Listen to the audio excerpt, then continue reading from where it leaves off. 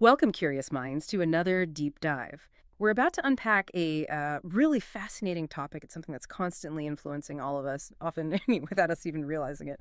Today, our deep dive explores emotional induction, this compelling idea that emotions can, well, spread from one person to another, almost like a ripple effect. Our insights are drawn from a really foundational source, a deep exploration of this phenomenon, particularly in psychotherapy, written by Spotnitz back in 1976. It really is a key concept. It holds significant implications for how we understand human connection, um, social dynamics, and even therapeutic breakthroughs. Our mission today is to sort of extract the most important nuggets of knowledge from this material, helping you understand not just what emotional induction is, but why it truly shapes our lives, why it matters. Yeah, and as we delve deeper, I think you'll find some connections here that might genuinely surprise you. It gets really interesting. So, okay, let's really dig into this idea. Emotional induction. We've all felt how someone else's mood can instantly shift our own, right? Like catching the excitement at a concert. Oh, Or definitely. feeling that sudden tension when you walk into a quiet room. Yeah. You just know. Absolutely. This foundational paper highlights exactly that. The mere presence of emotions in one individual can profoundly influence the emotional state of another. It's a phenomenon that social psychologists like McDougall, way back in 1924, observed pretty dramatically in large groups. It helps us grasp social and mass behavior. But what's truly intriguing here, and Spotnitz points this out, Hmm. is that while we intuitively know this happens, its significance for psychotherapy hasn't received all that much direct attention. Freud, for instance, he talked about thought transference, right? But not quite the direct interpersonal transfer of emotions. Exactly. It was slightly different. Yet, even earlier, Brill, back in 1949, he explicitly stated, of course, emotions beget emotions. Clear as day. And he noted that strong emotions could rouse patients from what he called a congealed state. So the idea was there, but the real focus in our source material today is on the therapeutic implications, especially for what's known as ego formation, the development of our coherent sense of self and how we navigate the world. Okay, before we go deeper into how these emotions spread, let's maybe quickly clarify why emotions are so fundamentally important to us in the first place. What's their job? Yeah, well, this research really emphasizes that emotions are incredible facilitators of behavior. Think about it. It's far easier to do something when you genuinely feel like doing it. Right. Motivation. Exactly. Having a rich supply of what the source calls compatible emotions truly eases our adjustment to immediate realities. It allows us to function more spontaneously. It's like having the right fuel in your tank. Yeah. Makes you adaptable, responsive. So emotions are like vital energy for our actions. They make us more adaptable, more spontaneous. What's fascinating is how this emotional fuel can transfer between us.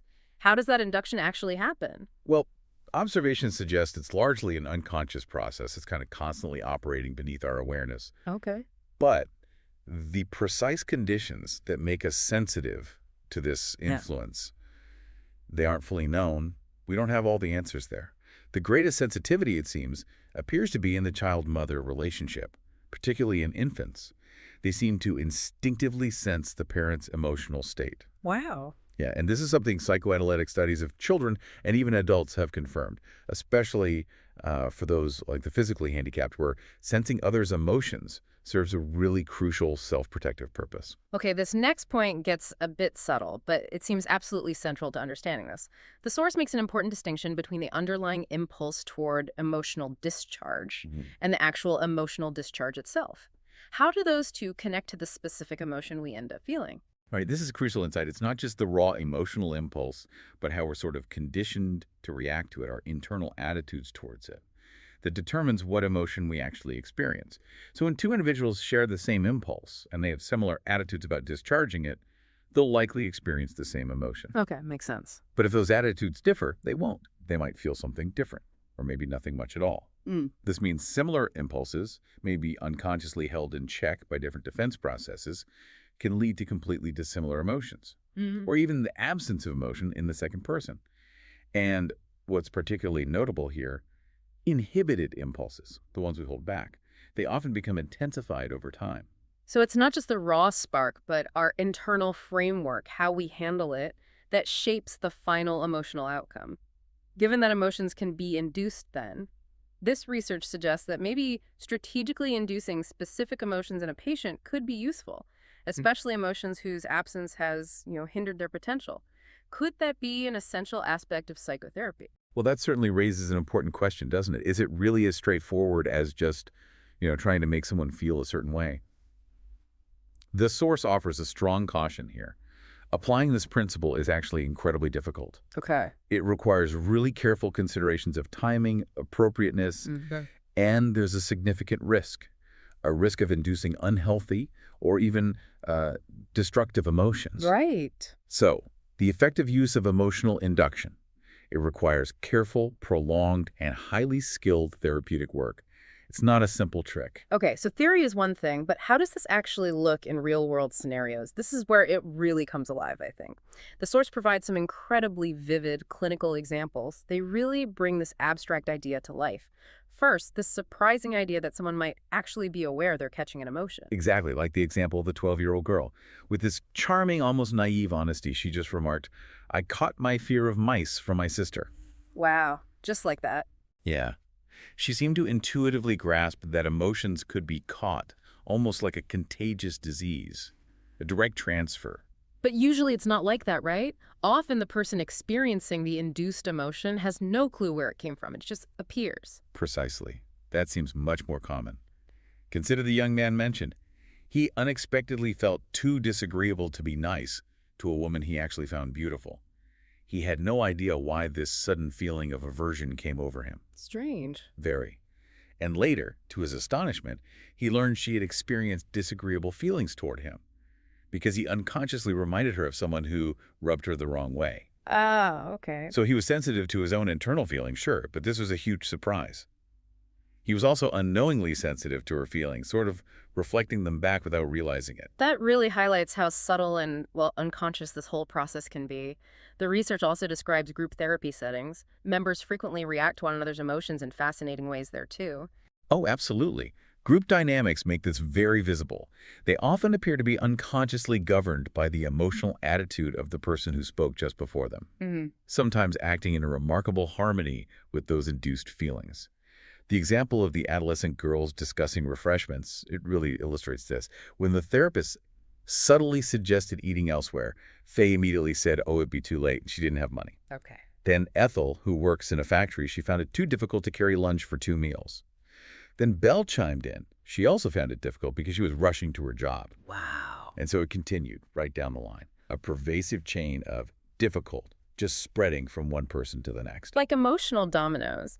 Yet, individuals can react so differently to the same emotional influence. It's not a one-size-fits-all kind of contagion. You're absolutely right. It's not uniform. In that same group session, actually, when communications were unconsciously dominated by what the source calls reproductive urges, one girl dreamed of a baby, another had sexual fantasies, or recalled playing with dolls. Yeah. Kind of aligned, right? But Hilda, she was in striking contrast. She expressed surprise. She felt her peers like to indulge in impersonal things, lacking imagination, whereas she never played with dolls and wanted a real baby because she'd started caring for babies early on. So a completely different response to the same underlying theme. Exactly. Which reveals a powerful point for us to consider, perhaps. How much do you differentiate your feelings from those around you? Or do you find yourself easily swept up? That's a great question. Now, this next example is incredibly rich. It shows how a single, seemingly neutral act by the analyst, the therapist, can induce such wildly different emotional reactions in patients. The analyst in the source material deliberately tried to find out how people would respond to a feeling of self-restraint by just remaining silent for a prolonged period. Yeah, that's a powerful technique. And 6 distinct reactions were noted. One woman was delighted. She felt more free to do nothing and really enjoy it. A relief. Interesting. Another woman interpreted that same silence, that self-restraint, as anger. She felt she couldn't bear having made the analyst angry. Wow. Complete opposite. Right. Then a young man felt completely free. He could talk about whatever he pleased. The silence was liberating for him.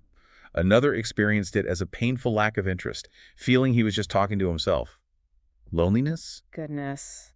Such different worlds. And then it got even more intense, didn't it? It really brings home how deeply our personal history shapes these responses. Indeed. Massively. A 5th patient responded with a tense verbal outburst. Hostility. Feeling she wasn't benefiting despite a recent positive experience she'd actually mentioned. The silence triggered something else. Okay. And the 6th patient, she felt the same silence communicated profound criticism. She stated, Mother was dissatisfied with me from the day I was born. She would restrain herself for a long time and then explode. Oh, wow. So I got to expect that her silences would end with some expression of disapproval.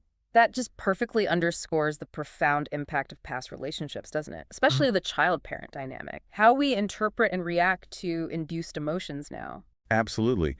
And the research highlights how crucial this factor is when treating, say, schizoid or schizophrenic patients. They are often acutely sensitive to the therapist's emotional attitude and might react with either compliance or defiance. Right. There's another example of that, isn't there? The schizoid man. Yes, the young man in his early 20s. It illustrates this beautifully. He was directed to lie on the couch, but wasn't told what to do next. The analyst was hoping he'd talk spontaneously. Okay, standard enough. But instead, the young man spent the entire session just relaxing, smoking, luxuriating in his newfound freedom without uttering a single word. Really? Just silence. Complete silence from him. He later confirmed it was the most pleasant session he'd had. Because, being accustomed to being constantly driven and directed by his parents, he experienced the absence of pressure as permission to finally do as he pleased. So the silence wasn't empty, it was permission. For him, yes. Yeah. But here's the twist. His silence, surprisingly, was also a form of defiance. It was based on his distinct perception, his feeling, that the analyst actually wanted him to talk. So he resisted that perceived expectation by staying quiet. Fascinating. So it's all about perception and history. Okay, so far we've mostly talked about one person inducing emotion in another, the therapist inducing something, or group members. But in analytic therapy, the research explains emotional induction is reciprocal. It's a true two-way street. Both parties are influencing each other. Is that right? Absolutely. Spot on. As the patient develops what's called transference, unconsciously re-experiencing past relationships with the therapist, as if the therapist were a parent or some other significant figure from their past, the therapist usually develops countertransference, which refers to their own unconscious reactions to the patient's attitudes and behavior. It's unavoidable, really. And the therapy's effectiveness relies heavily on the therapist's ability to, feel the patient's underlying tendencies, those tendencies toward what's called instinctual discharge, the urge to express raw impulses. That sounds like an enormous burden on the therapist. If they're constantly feeling the patient's tendencies, how do they avoid getting completely overwhelmed or even misinterpreting what they're sensing? What does the source say about the therapist's own emotional boundaries here? That's a vital question, and it's about skill and self-awareness for the therapist. It's about sensing these latent, often hidden emotions in the patient and then helping the patient verbalize them, while also, crucially, working through the patient's resistances to feeling or expressing them. Because the patient might not even know they're there. Exactly. The patient often has no intimation of these latent emotions themselves. Their ego, their conscious self, might not function effectively when exposed to them, and their symptoms often are actually unconscious defenses against these very feelings. Right. So the therapist gradually comes to feel these induced emotions within themselves as countertransference, and then uses that awareness to guide the patient toward discharging these feelings in language, through talking. Oh, I see. And this process helps the patient's emotional discharge patterns become more spontaneous, more flexible, which ultimately reduces rigid or unhealthy behaviors. This process sounds like it's really building a stronger, more adaptable emotional self for the patient. Precisely. That's the goal. And studies mentioned in the source reveal that for integrated ego functioning, think of it as having a well-functioning emotional operating system. Yeah. Our impulses need to be only partially gratified. It isn't about fully acting on every single urge, nor is it about completely repressing them. It's finding a middle ground. Kind of finding that sweet spot, where you acknowledge the impulse, you channel its energy, but perhaps you choose not to act on it immediately or fully. This allows that energy to be used constructively by the ego. An evolving healthy ego constantly uses these primitive impulses to perceive and react to external situations with greater maturity and flexibility. Okay, but what happens if these impulses, especially aggressive ones, are blocked or dammed up, as the source puts it? Yeah, dammed up is a good image. Damming up aggressive impulses causes dangerous disruptions, not just internally for the person, but interpersonally too. How so? Well, if patients feel these impulses in their full intensity but inhibit the release, just hold it all in, it gives rise to destructive emotions in them. and it can powerfully stimulate aggressive impulses in others around them. That's the induction part again. Ah, right. The ripple effect. Exactly. The reciprocal induction of such impulses can even lead to destructive behavior within the therapy session itself. It can get quite intense. To prevent this, rapid verbal discharge of negative feelings is crucial. Just talking it out. Speaking those difficult emotions aloud, even if it's just in the safe space of therapy, is a powerful preventative measure. It releases the pressure safely. So verbalizing difficult feelings isn't just about sharing, it's really about prevention and managing that internal energy. What about positive impulses then, between patient and therapist? Good question. If positive impulses between the patient and therapist induce similar feelings in both, they experience mutual affection. This can form a strong cooperative relationship, which is obviously helpful. Makes sense. But interestingly, their joint analytic work is often more productive if they actually limit discharging these positive emotions fully in language. Really? Why is that? Well, the idea is that this restraint actually intensifies the positive emotions, providing more energy, more fuel for their common therapeutic purpose. It keeps the focus on the work. Interesting. So managing both positive and negative flows. Precisely. And this entire awareness, this working with the emotional induction factor, it appears to facilitate what the source calls the maturation of the Preoedipal personality, which basically means it helps in the development of our earliest, most fundamental sense of self and our capacity for healthy relationships. Going right back to the foundations. Exactly. The source also discusses something called channelization. Yeah. You could think of it as how we direct or route our inner emotional energy and impulses. Okay. Essentially, it's about how those raw urges get transformed into actions or feelings. Impulses to action in one person can powerfully arouse similar impulses in another. Again, the induction. When their discharge patterns, how they express it, are similar, they tend to experience the same induced emotions. Right. But if their patterns are dissimilar, it could lead to different emotions or maybe none at all, like we discussed earlier. And what if these primitive impulses, these raw urges, just can't be channeled in socially desirable, healthy ways? What happens then? Well, the source suggests that the inability to do so may account for various psychological disturbances. It's a core issue. And this is where the therapist's role becomes absolutely vital again. A psychotherapist who can sense the patient's impulses to action, and crucially, can also recognize the impulses and emotions being induced in themselves by the patient. That countertransference awareness. Exactly. They can utilize these induced emotions as an additional source of therapeutic leverage. It's like another tool. This helps the patient resolve deep-seated resistances, particularly those stemming from pre-verbal problems. Those very early life experiences before language? Yes. Experiences that shape them before they can even put words to their feelings.